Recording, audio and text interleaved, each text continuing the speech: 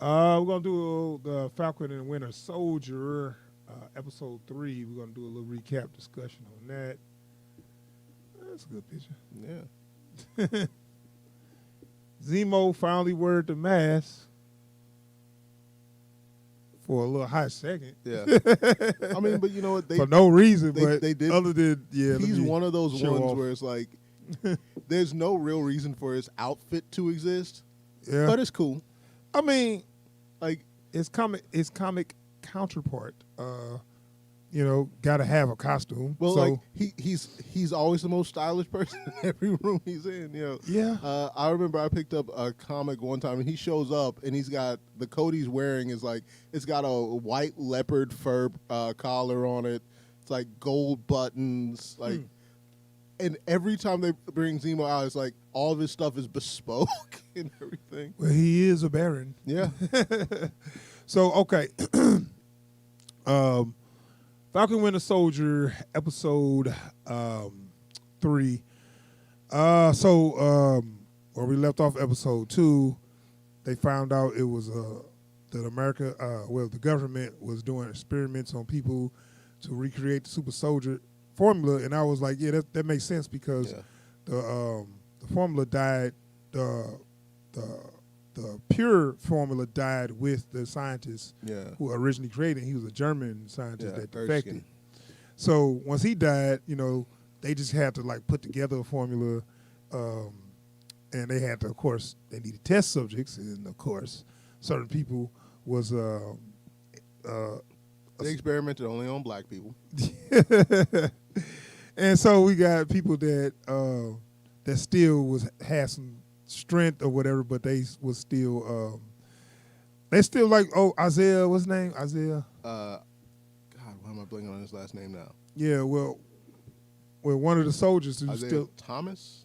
Maybe one of the soldiers is still alive, but he's the only surviving test subject. Okay. Yeah. So all right, so we knew that, and then we met the new Captain America. What's his name? John Walker, which is played by Wyatt Russell. So they had a small role in this episode. But you saw them in action in the last episode. So they're on the case. Falcon and Bucky is on the case, and they like, they told them to stay out of our way. If you're not going to work with us, stay out of Battlestar and our way. me and my boy Battlestar, we got this. Like I feel bad because like they're both good actors. Yeah. But like their characters are kind of like cartoonish. Like that might be the point though. Like because we're not supposed to like them.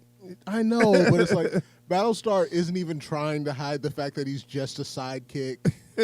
Like that's his boy, but like you are just the sidekick. At least with Bucky and Captain America, it was like, no, we both working as soldiers right now. It's just he's the guy with the costume on. Yeah. So we saw at the end of the last episode, they was like, we need Zemo. So we thinking like, okay, what they gonna do? It didn't go like I thought it was gonna go. Like immediately he just said, hey, let me talk to him. Yeah, get me out of here. Of course, he's like, all right, hey, we got to get him out of there. Wait, I mean, that's kind of bearing the lead. He's like, all right, so we got to get him out. Okay, we need to talk about this. Okay, funny you should mention, because I already did it. Well, I mean, yeah, but it was just the fact that, like, how much time... You could never get me to agree to that. How much time passes between him walking in and having a conversation? He's probably waiting outside. Because... Homie already got the key card, so I guess Bucky already sent him a key card. I don't know. I don't like the plot. But you know what? Episode, a person might think that is he still under control? You know what I'm saying? Yeah. Because you might be thinking you doing stuff on your own, and because you doing things to help them. I can see that. Yeah. But like this episode has so much plot convenience. Like, how did Zemo get the key card? How did Bucky already know who to pick for the riot? How did he like? How much of this was planned out before they even got there? And whose plan is it? Like, but whose plan is this? Zemo's plan? Well, it had to be. Like, he probably had already been talking to him though. That wasn't his first time talking to him. Okay. You know what I'm saying? I mean, he's maybe. I don't know. We don't know, but I'm just saying. Yeah. It makes sense because he telling what's the name of that. It's just he agreed to get him out so easy. Yeah. You know, it was almost like, all right, no, I can't do that, bro. That ain't gonna happen. You know, But that should have been the last I feel like option. I feel like Bucky has ulterior motives on Spring and Zemo. Well, I guess it was on his list. You know, Yeah. on that list he had. And so Barry get out, man. This dude jet setting. Like it's almost like he went from super villain to Bruce Wayne. Yeah. Like Yeah. he even got a He got butler, butler that's waiting on him on the private jet. He got a private jet and a butler waiting on him. Met him with a glass of champagne. Wait, aren't you wanted? Hey, if you got money like that, laws don't mean. I guess they got more important things to worry about than Zemo. You know, well, and it's kind of like to an extent, how much money does it realistically take to convince the authorities to hold off for a little bit? You know, you pay. Yeah, the right, I mean they could be. You pay the right prison officials, and no one says anything about Zemo escaping for a certain amount of time, so that gives them a little bit of advantage. Right. I mean they never went there, but we just gonna have to assume that it's. You know, like they got a grace period or something. Yeah. It's kind of like 48 hours. You know, you got 48 hours. Just get him back. You know, in 2 days. You know, or whatever. Maybe it's a situation like that or whatever. But I don't know. He's very chummy with them. I thought it was gonna go different. I didn't. I was actually expecting something akin to this because you've already got Bucky and Sam going at each other's throats every 5 minutes. We won't talk about that. So like little later they did something that irked me. Yeah. So they have to do something to like not up the tension and hostility on that. Mm-hmm. Granted, they then upped it somewhere else, but we'll get into that too. But like he comes in, he's like, "Hey, look, I got no more beef with you. Right. I did my bit. Right. Wait. And they are technically on the same side of this. Yeah, I know. I mean, it makes sense because they could have said just give us the locations, but you can't get into them locations without me. You know, whatever. So it actually do make sense. It's just the way it happened. It was just so kind of just a little easy. Yeah. Maybe if it was just done a little different, I'd be more on board. But I was like, what? I thought this was. I thought he was gonna have to break out and whatever. No, just let him out. I mean, I just gotta say a couple things they want to hear, and I'm out. Technically, it was a breakout. It was the easiest breakout I've ever seen. You know. Oh yeah. Right. He just hid in a couple of corridors. He choked out a guard, put on his uniform. They didn't even think anything was weird about him not looking into the camera when he hit the check. Whatever, you know. Right. So anyway, now Zemo is part of the team. It's like he went from their worst villain. Like, I wasn't expecting them to team up. That's what I was saying. But like he went from their worst villain to, all right, guys, let's do this. Like not only he's a member of the team, but he's that cool older guy that's got style over the young hotshot guys. So he coming there while they drinking beer, he's drinking champagne, you know, stuff like that. And let me show you how to dress with fashion. I'm a little bothered by the role he plays, because there's a bit there when they're disguised to get into Madripoor, and Sam's like, "Why do I look like a pimp? Only an American would look at a black man wearing nice clothes and assume he's a pimp." Yeah. Like, how you gonna say that to a black dude? But he even said something to that, like, you out of line, but you ain't wrong. Yeah. That's the whole thing. Like with the interview, it's like, I'm trying to be mad at you, but you got points. Right, but I mean, he is telling the truth. Only in America that's a thing. Yeah. Because the way it's already the way the culture is already is here. But in another country, you can dress extravagant or whatever, and you can just be what do you call this? A fashion. He said something about fashion. Whatever.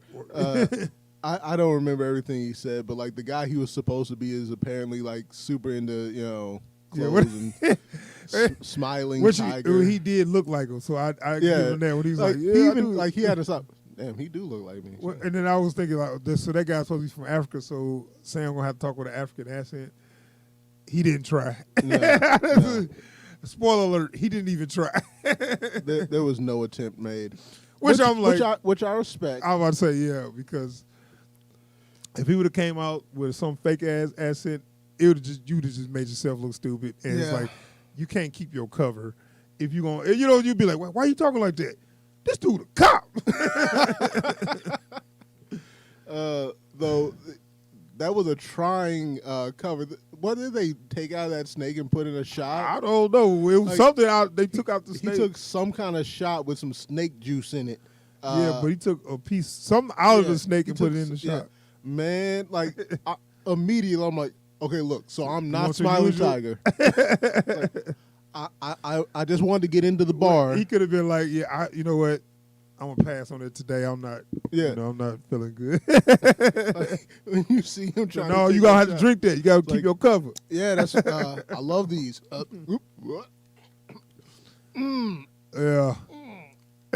So good. So I mean, okay, and then they had a scene where, of course, so they undercover. So they had a scene where he break his cover, and answer that on speaker. And it was a little funny when he was like, the bank, forget the bank. I launder so much money. It's like, and he's trying to get her to play. He's trying to play up his role. Yeah, I know. And she's completely ignoring everything. I'll kill those bankers. Hold up. What you doing with them Cheerios? I know. I gotta call you back, Sam. They was kind of buying it. Yeah. Until Sam. Because she was being just vague enough. Yeah. That it was like, okay, they talking some business about a bank job. Right. I mean, even though he's supposed to be a shady orange dealer or whatever, he can't have a sister. Yeah. You know what I'm saying? Literally, they didn't think anything was really wrong until she called him Sam. Right. The Cheerios didn't do it. So this is where the writing goes like this for me. We enter another character. Now, we know this character, familiar character. She was in Civil War, so she is, I'm sorry, she was in Civil War too, but she was in Winter Soldier. Winter Soldier. Sharon Carter? Sharon Carter. Right. This is Peggy Carter's niece, correct? Niece or grandniece, something. Something. And so we familiar with her. We know she's in this universe or whatever. So she pop up. So they're in this town, this lawless town. Madripoor. Yeah, where, I guess this is where all the criminals go. They always kind of got a little place like this in fiction. Yeah, Madripoor is like a lot of Punisher stories take place in Madripoor. A few Blade stories take place in Madripoor. Even a couple of Wolverine stories. Anytime you need a completely lawless town where anything can pop off and no one will bat an eye, go to Madripoor. So we got a lawless town, and she's there for some reason. Oh yeah, I'm living here because of. Why did she say she was there? She's technically still wanted for after Civil War. Yeah, so she never got. She never got pardoned. Like that pissed me off a little bit, just because I'm like, y'all needed her to go and become a shady badass. So you decided that logically they would have given Bucky a pardon before her. They just kind of forgot about her, probably. Yeah, Black Widow got a pardon, goddammit. But yeah, so she so she just pop up and save him and be like, she was like they golden ticket.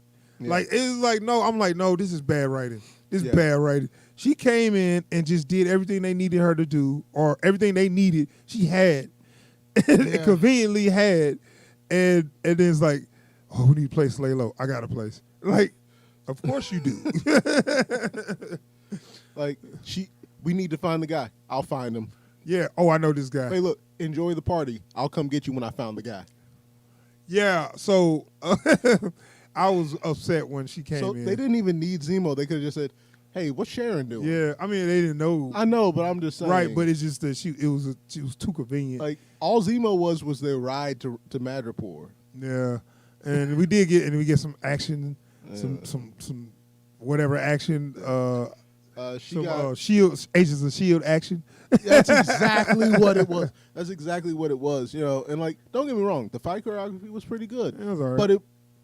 But it wasn't nothing special. Well, we didn't need it, but okay, it was just so she can show off or something. Yeah. And don't get me wrong, her character has fans, and she's a character they want to utilize to some effect. Fine, sure, but come on. I mean, it's just it's okay. It was so not needed. It makes this episode feel like filler. It was right. It was obvious. It was showing. It was too clear. It wasn't needed. Yeah, and you threw it in there, and you could tell why they did it, just to show off this character or whatever, and give these other characters a golden ticket with everything they needed. It was. I didn't like that. Yeah. Bad right. Moving on. They end up getting this doctor who made the serum, and that's why I was like, "Who is this guy?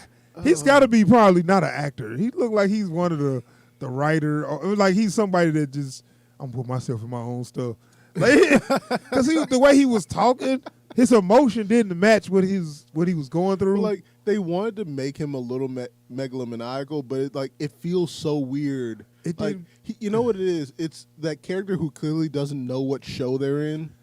Yeah. It's like, okay, you want to know? Then make me a better offer. There is a super villain, a super soldier / assassin, and an Avenger in front. What makes you think there's a deal to be made? But I did like when they kind of talked about the serum, where it was saying that he took out some of the stuff that other serum relied on that made it weaker. But he's like, they don't need to be buff no more. Yeah. They can still be strong.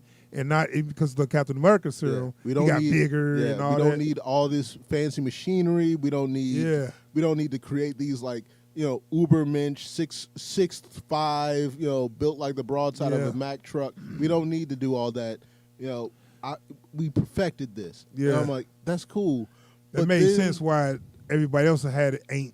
Yeah. Grew up, got big instead. But then, the way he starts talking about, kept going on. Yeah, it's like and on and on and on. It's like, and you see, I'd become a god. Like, man, shut. But we get he was our exposition machine in this episode. Yeah, I mean, we learned some stuff though. So we found out he's where the super soldier serum came from. He's working for the power broker. The Flag Smasher stole the serum from him. Yeah. And then called him up later so that old girl could save her mom or whatever. Yeah, something. Yeah. I mean, they mentioned that in passing, but I don't know if it was going to lead to the main plot. But it must be. They really wanted you to know that dude was an asshole before he died. Yeah. So were you able? I mean, I guess they want to show that the old girl's desperate. Yeah. It's like, so were you able to help her? Hey man, not my pig, not my farm. God damn, dude. He didn't last long. So then we get to this scene where I was talking about what's her name? Sharon Carter. No.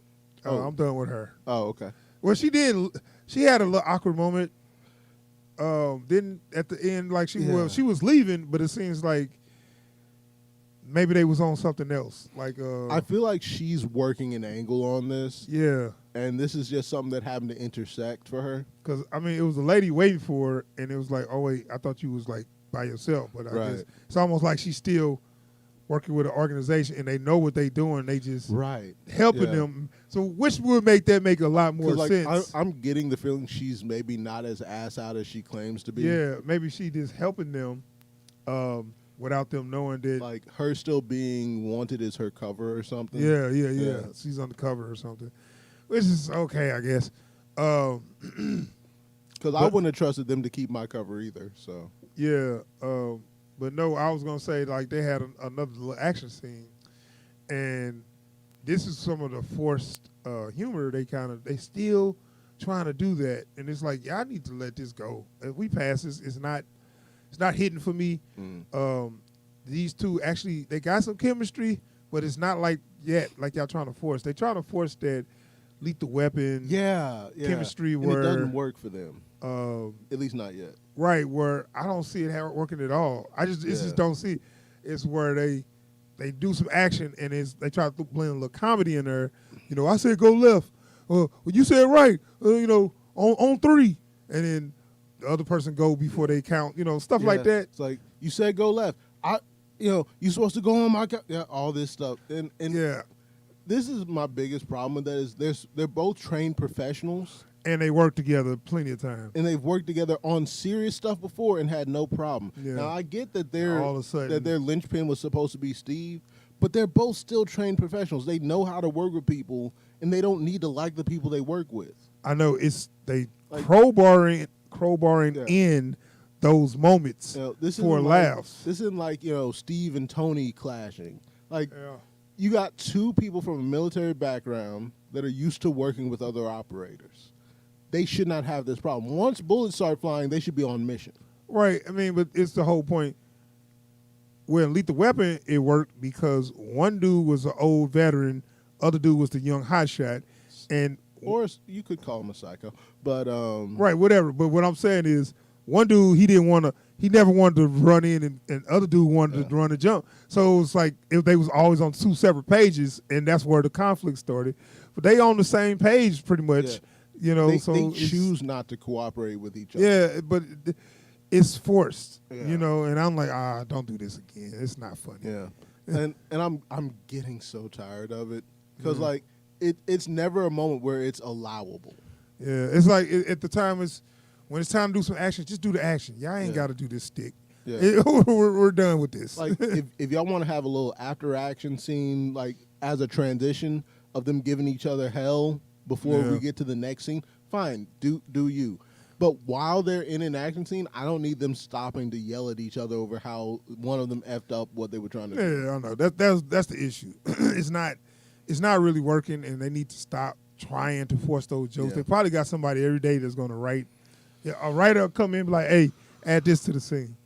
That what? A comedic actor come in and add a little something to the scene. Like we need some sitcom character tension in the scene, but this is an action scene. Don't worry about that. Just write it. So that was pretty much the whole episode, man. Yeah. It was cool. It was kind of a filler. We did get some look at this other city, this lawless city, and then now Zemo's with them. Now it's like they a group, they a team. It's like now you got to keep him there. I almost feel like his name should be in the title now. Yeah, no, that's what I'm saying, because he's the veteran with the style. Yeah, where we got the two hot shots. He's the one that knows the lay of the land. Yeah, he knows the terrain. So it's like you got these two dudes that they're good at what they do, but they have no clue how to operate. And in he has a private jet. I mean, he got money. Jet setting everywhere. Money, class. So when style. they need to go somewhere, they just take the private jet. Yeah. No wings, no Falcon wings, no superhero for real moments. It was more grounded. Hand-to-hand combat more. I mean, like luckily, Winter Soldier is always equipped. Oh, and they showed a little bit of the Flag Smashers. They humanize them a little more. It's kind of like they passed or whatever. They're orphans because of the blip. Yeah, they got put out their houses when people. I guess they was. Well, no, they're people that when the blip so they feel like when the decimation happened, the first snap, the world got better. Right. Yeah. I'm saying when all the people came back, they was like, "Hey, it's our shit. Get out." Yeah. So they had because they put them in camps. The people that was displaced. The people that was, which is like that don't make sense. You just going, well, I guess they say this person owned his property before. Well, no. The people that came back got put in camps.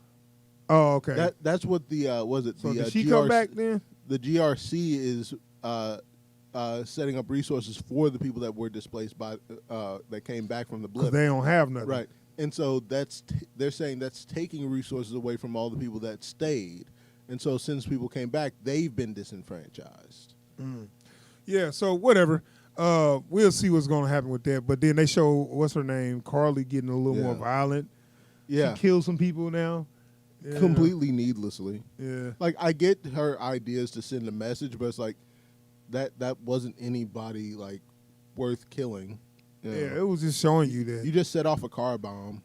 But it blew up the whole building. It blew up the whole building. But I'm just saying, it's like, you want to send a message, but like you have no precision with it. You're just doing stuff. Yeah. So yeah, it was good. It was like a filler. I want to see what's gonna happen next week, but as of this week, we got just a little Zemo. You know, it felt like a TV show today. Yeah. You know, other times it felt like I was watching a movie. Now it felt like I was watching a TV show. Yeah. Though we did see someone from Wakanda. It looked like one of the what do they call them? Oh yeah, shit! Forgot about talking about her. One of the forgot that one of those bodyguards. Dora Milaje. Yeah. Yeah. Because you see Bucky like picking up these. And we never seen her do nothing, but she seems like such a badass. Yeah.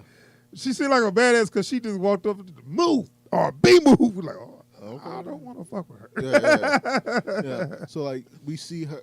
Bucky sees like I guess he spotted these what they call them Kamoye beads. Yeah, I guess. And so he's just going like their breadcrumbs to lead him to her. Right. And she demanded that he give. Right. Of course, they gotta be pissed at Zemo. He killed the king. Yeah. You know, and like I'm curious to see how that might be his ulterior motive. That's what I'm. He might have already promised them that he'll give. Like, as soon as he give me what I want, once once I'm done with him, he's all yours. Yeah. Yeah, I bet you that's what's going on there. Yeah, man. So otherwise, they might repo that arm. I like this. Yeah, it is. It is come from Wakanda. I like to see where that goes. I like to see if we finally get to see what she could do. Yeah, we never seen her do nothing but just look tough. Yeah, I'm down for it. You know, and like this is one of those things where it's like it keeps you grounded in the universe. Because when stuff stays too tight, you can forget everything that's attached to these storylines. So, all right, that is our review for Falcon and Winter Soldier, Episode 3. So please subscribe to the channel and hit that bell icon so you can get alerts every time every time we post new videos. And don't forget, drop a thumbs up and comment because that lets us know that lets YouTube know that y'all are actually invested in what we're doing, and so they can actually give us a little more of the shine we deserve. I'm just saying. Yes, please. We are trying to get to 1,000 subs, so please, if you like this video, please subscribe. And don't forget to tell people about us, man. Word of mouth helps. Also share. All right, y'all. We out here.